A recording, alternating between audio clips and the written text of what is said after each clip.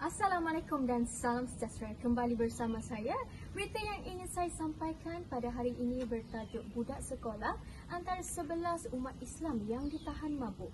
Berdasarkan kerakan berita harian yang bertarikh 1 Januari 2023, saya dan kumpulan telah menjalankan satu analisis kes yang bertajuk budak sekolah antara 11 umat Islam. Berita ini bermula apabila Ketua Unit Operasi Bahagian Penguatkuasaan Jabatan Hal Ehwal Islam Pulau Pinang, Muhammad Azizul Nordin berkata, kesemua lelaki beragama Islam berumur antara 16 tahun dan 38 tahun itu ditahan ketika sedang minum minuman keras di premis terbabit dalam operasi pemeriksaan secara rawak bermula jam 11.45 malam. Remaja yang berumur 16 tahun tersebut mendakwa bahawa dia pertama kali berkunjung ke pusat itu atas ajakan kawan-kawannya dan menyatakan bahawa dia tidak pernah melakukan perbuatan tersebut sebelum ini. Kesemua yang ditahan dibawa ke Jabatan Pemeriksaan Jabatan Hal Ehwal Agama Islam Pulau Pinang untuk siasatan lanjut selepas ujian saringan membuktikan mereka berada di bawah pengaruh alkohol, kata Muhammad Azizun ketika ditemui pemberita setelah operasi. Pihak berkuasa akan menghubungi waris individu terbabit bagi tujuan ikat jamin dengan kebanyakan mereka bekerja di sektor perkilangan selain ada yang berkhidmat dalam sektor kesihatan.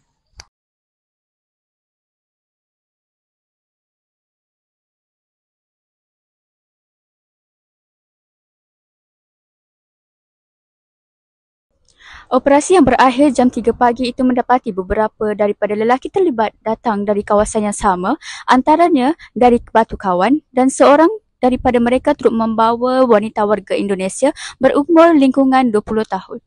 Jadi, ada yang tidak sedar kedatangan kami kerana mereka dalam keadaan mabuk. Terdapat juga cubaan melarikan diri, namun pihak polis mengawal ketat di setiap jalan keluar termasuk laluan tangga selain lift dengan tiada di antara kumpulan lelaki terbabit dapat meloloskan diri.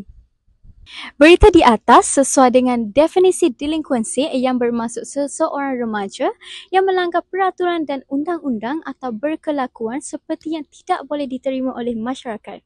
Ia juga ditakrifkan sebagai tingkah laku yang melanggar kod jenayah yang dilakukan remaja sebelum mencapai usia dewasa dengan erti kata lain selagi belum mencapai had umur 18 tahun.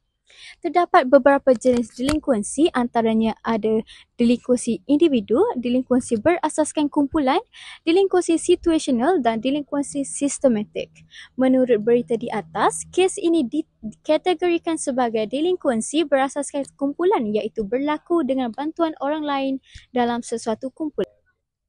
Puncanya tidak terletak pada diri individu tersebut tetapi budaya atau kawasan sekeliling remaja tersebut seperti yang terjadi kepada remaja yang berusia 16 tahun terbabit. Teori yang boleh dikaitkan dengan kes ini ialah teori pilihan rasional yang merupakan penglibatan seseorang dalam sesuatu tingkah laku, delinkuan atau jenayah adalah berdasarkan pilihan rasional remaja tersebut. Kesan alkohol kepada diri sendiri dan orang lain. Yang pertama ialah pengharaman arak dan kesan buruk akibat pengambilannya telah dijelaskan dalam ayat-ayat Al-Quran dan hadis Rasulullah SAW lebih 1400 tahun dahulu.